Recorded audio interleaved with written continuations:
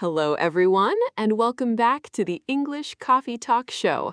I'm Eva, and I'm here with my wonderful co-host, James. We're so happy you're joining us today for another fun episode designed especially for English language learners. Hey there, everyone. I'm James, and wow, Eva, I have to tell you about the strangest thing that happened to me this morning. I was at my local coffee shop, the one I always go to. Oh, yeah, the little one on Fifth Street. That's the one.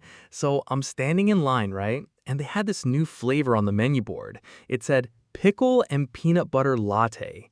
I kid you not, Eva, pickle and peanut butter. No way! That sounds absolutely terrible.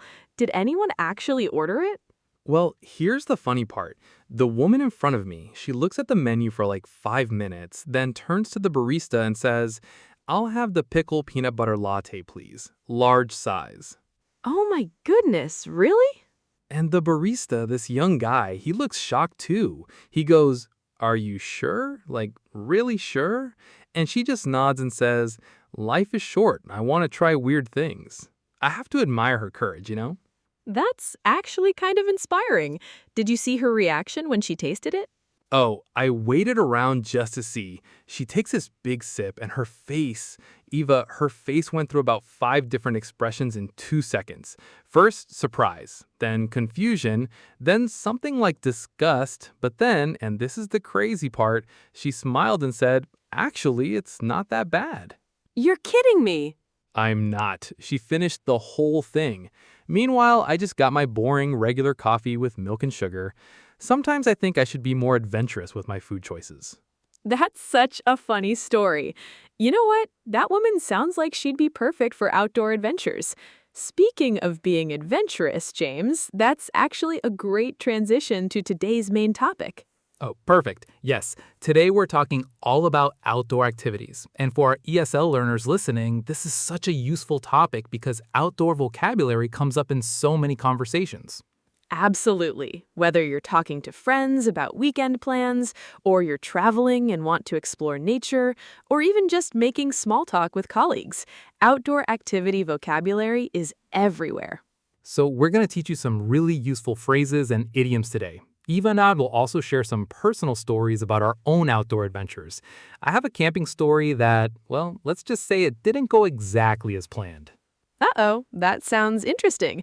And I have a hiking story that was absolutely beautiful, but also completely exhausting. But first, let's start with some vocabulary. James, should we begin with some common outdoor phrases? Great idea. Let's start with a really common one that I love. Hit the trails. This is a casual way to say you're going hiking or walking on nature paths. Yes, so instead of saying, I'm going hiking, you can say, I'm gonna hit the trails this weekend. It sounds much more natural and conversational. James, can you give us another example sentence? Sure, we decided to hit the trails early in the morning to avoid the heat. Or, my friends and I love to hit the trails every Saturday. It's such a useful expression. Perfect. Okay, here's another one that's super common. Catch some rays. This means to get some sunlight, usually by sitting or lying outside. Oh, I use this one all the time. Rays refers to the sun's rays, the beams of sunlight. So when you catch some rays, you're basically sunbathing or just enjoying the sunshine. Exactly. You might say, it's such a beautiful day, I'm going to the park to catch some rays. Or, after working inside all week, I really need to catch some rays this weekend. Now, here's a really cool expression. Off the beaten path. This describes places that are not popular with tourists, places that are hidden or less well known. I love this expression. The beaten path refers to the popular route that everyone takes. So if something is off the beaten path, it's away from where most people go.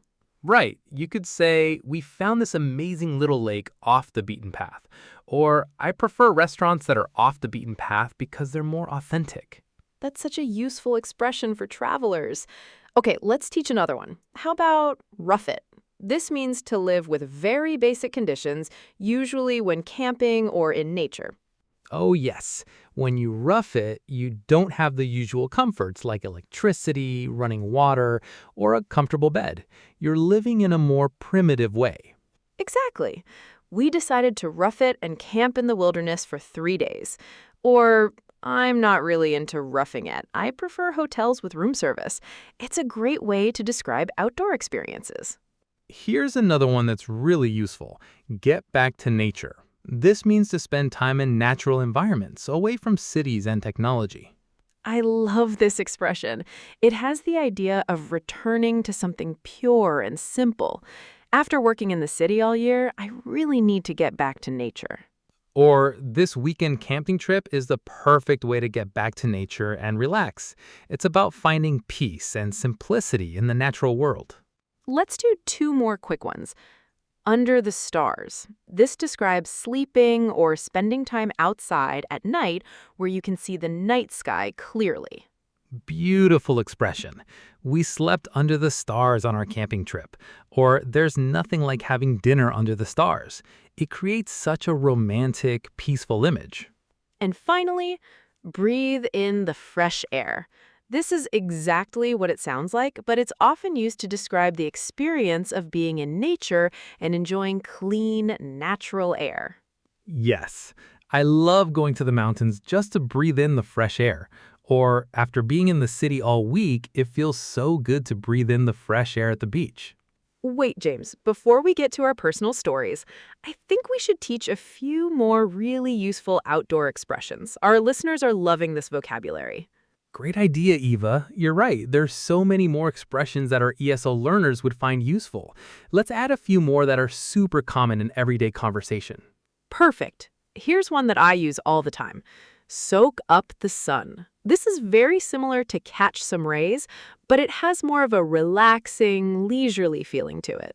Exactly. When you soak up the sun, you're really taking your time to enjoy it. We spent the whole afternoon soaking up the sun by the lake. Or after the long winter, I can't wait to soak up the sun this spring. Here's another great one. Brave the elements. This means to go outside even when the weather conditions are difficult or unpleasant.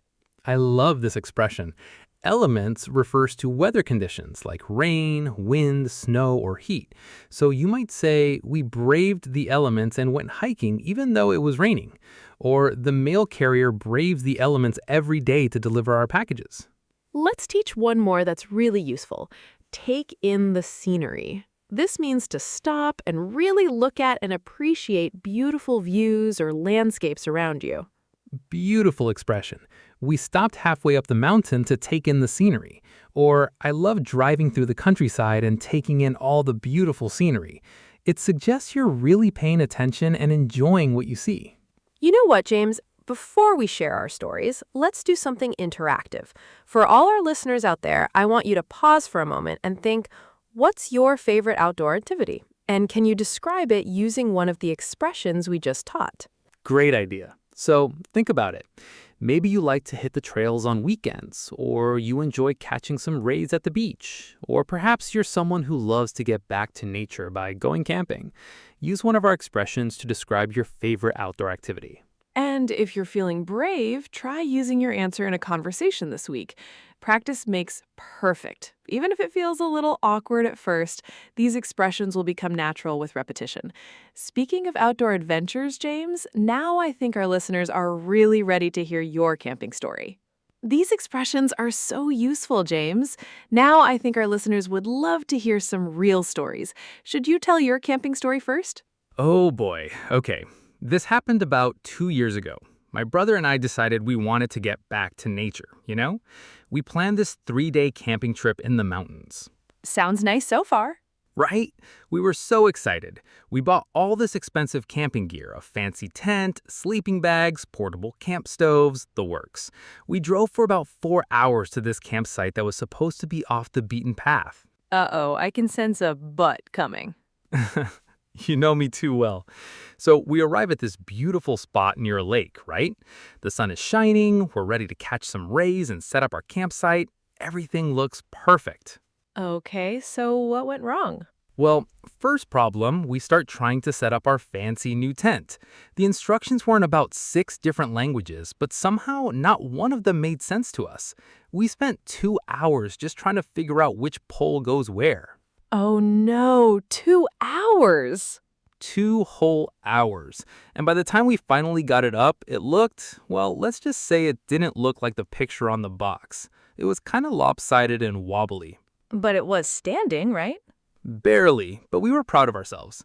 So then we decided to make dinner on our new camp stove. Simple plan: cook some pasta and heat up some sauce. Easy, right? Let me guess, it wasn't easy.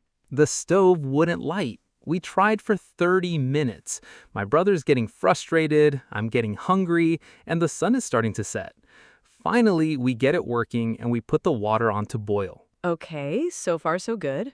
But here's the thing we didn't realize. We were at a really high altitude, so water boils differently.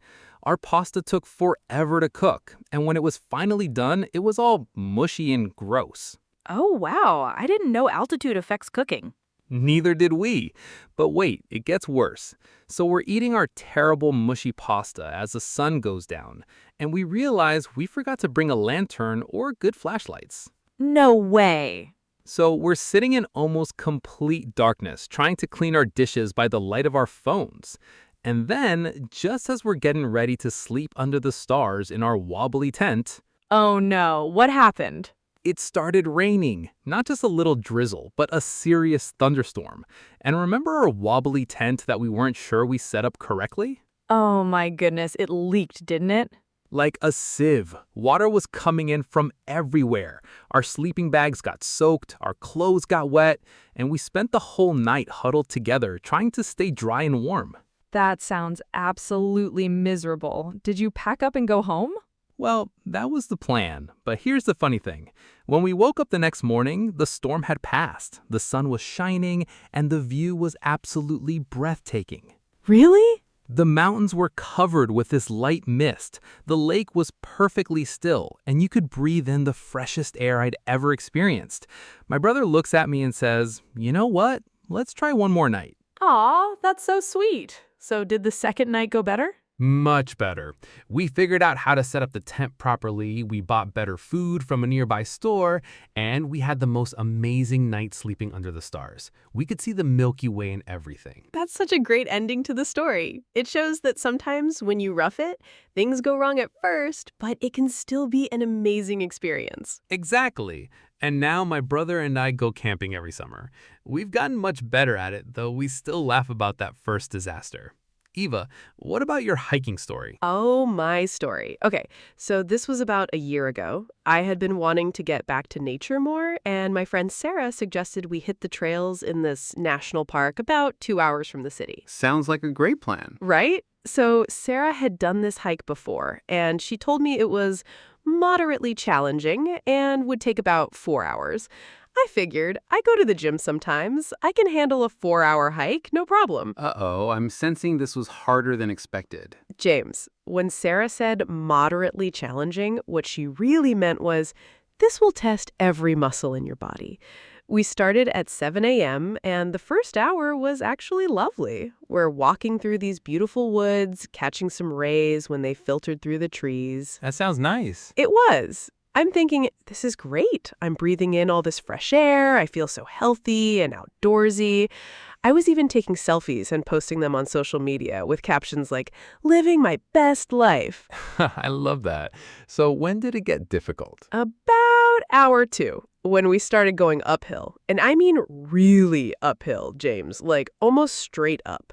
Sarah is just chatting away like it's nothing, and I'm already breathing hard. Oh, no. By hour 3, I'm stopping every 10 minutes to admire the view, which was really just an excuse to catch my breath.